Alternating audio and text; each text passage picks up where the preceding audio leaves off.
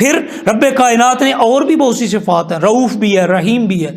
رب کائنات اپنے لیے بھی استعمال فرماتا ہے، ان اللہ بالناس لرؤوف الرحیم، بے شک اللہ تعالیٰ لوگوں کے ساتھ رعوف بھی ہے، رحیم بھی ہے۔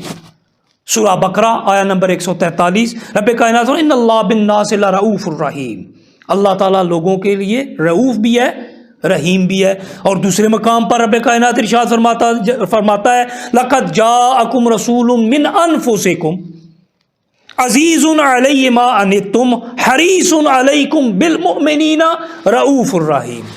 ایک طرف وہ خود رؤوف اور رحیم ہے، ایک طرف وہ رسول جو اس نے خصوصی طور پر ہماری طرف بھیجا ہے اسے بھی وہ رؤوف اور رحیم قرار دے رہا ہے۔ لیکن کیا ہے، یہ رؤوف اور رحیم اس کی عطا سے ہیں، اس نے بنا کر بھیجا ہے، جبکہ وہ رؤوف اور رحیم ذاتی ہے۔ اگر اس طرح شریک کریں گے کہ جس طرح وہ رؤوف اور رحیم ہے اسی طرح یہ بھی ہے، نہیں، یہ درست نہیں ہوگا، یہ شرک ہوگا۔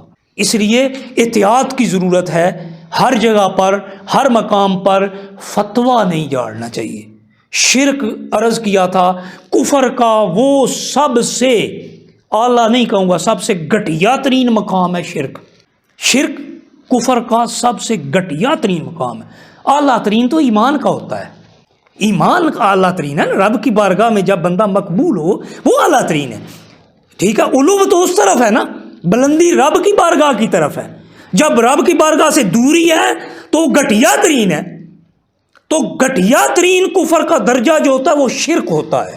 تو شرک ہر بندے پر لگا دینا عمل کا خراب ہونا فاسق قرار دیتا ہے، وہ فاسق ہوتا ہے، شرک نہیں ہوتا۔ شرک عقیدے میں آتا ہے اور وہاں احتیاط سے کام لینا چاہیے۔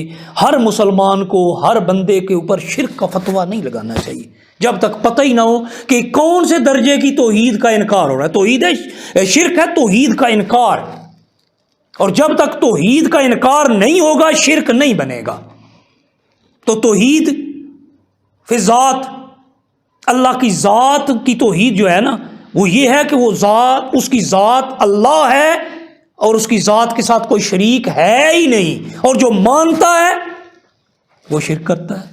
تو کہاں شرک ہوا بھائی؟ کوئی عام بندہ، کوئی عالم دین، کوئی ولی، کوئی اللہ تعالیٰ کے انبیاء کرام میں سے کوئی نبی، وہ قطعاً اللہ کے برابر ہو ہی نہیں سکتا۔ کوئی جاہل سے جاہل بندہ بھی نہیں مانتا۔ ہاں جو صفات مشترکہ ہیں، ابھی بات ہو رہی ہے وہی، اب وہ صفات بندوں اور رب کے درمیان میں مشترک ہے، جہاں اشتراک اس نے عطا کیا ہے، اس نے خود دیا ہے نا، بندوں نے تو نہیں لیا نا، رب نے دیا ہے۔ تو وہاں بھی احتیاط کی ضرورت ہے، اس سے یہ کلیئر کرنا چاہیے کہ تو یہ کہہ رہا ہے کیا سمجھ کر کہہ رہا ہے؟ کیا اسے الہ سمجھ کر کہہ رہا ہے؟ کیا اسے خدا سمجھ کر کہہ رہا ہے؟ تو پھر تو شرک ہوا۔ اور اگر بندہ سمجھ کر کہہ رہا ہے تو پھر تو کوئی مسئلہ ہی نہیں ہے۔ بندہ کہاں خدا کہاں بھائی؟ بندہ کہتے ہی کسے ہیں؟ جو بندگی کرے، جو جھک جائے، جو مجبور ہو، جو کسی کے آگے ہاتھ جوڑنے والا ہو، جو کسی کی بارگاہ میں پیشانی ٹکانے والا ہو، اسے بندہ کہتے ہیں۔